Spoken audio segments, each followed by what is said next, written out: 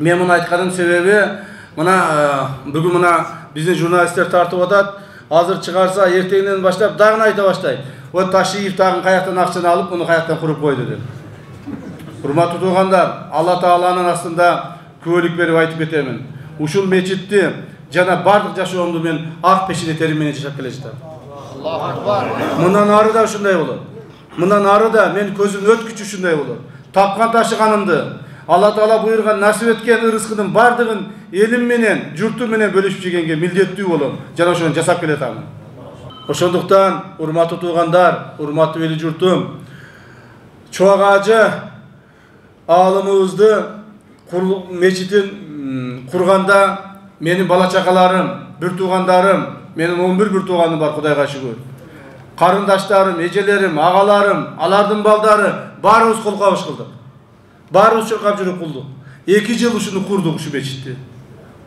Кудай кааласа, ушундан таалим тарбия алып, кийин дагы Чубак Ажы атындагы көптөгөн көчөлөр ачылсын, мечиттер салынсын, мектептер салынсын, көптөгөн айылдар курулсын.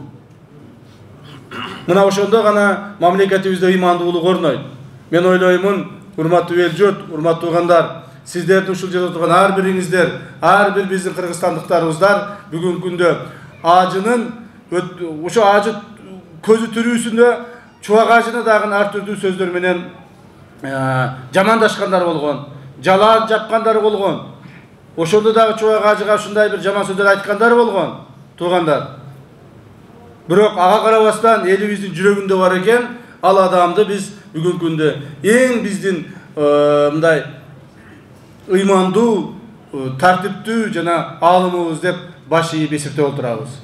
Мындан ары да ушундай болсун, элибизде журтубузда тынччылык болсун, мамлекетибизде биримдүүлүк болсун, бардыгыбыз чогуу бирге элибиз журтубузду өнүктүрүп өстүрөйлү. Душмандарыбыз көп, ички жана тышкы душмандарыбыз бар. Элибиз биримдүү болсун. Мусулманчылыктын негизинде, Алла Тааланын бизге берген ыймандуулуктун негизинде биригишибиз керек. Баарыбыз чогуу болушубуз керек. Чогуу бирге алдыга сүрүшүбүз керек.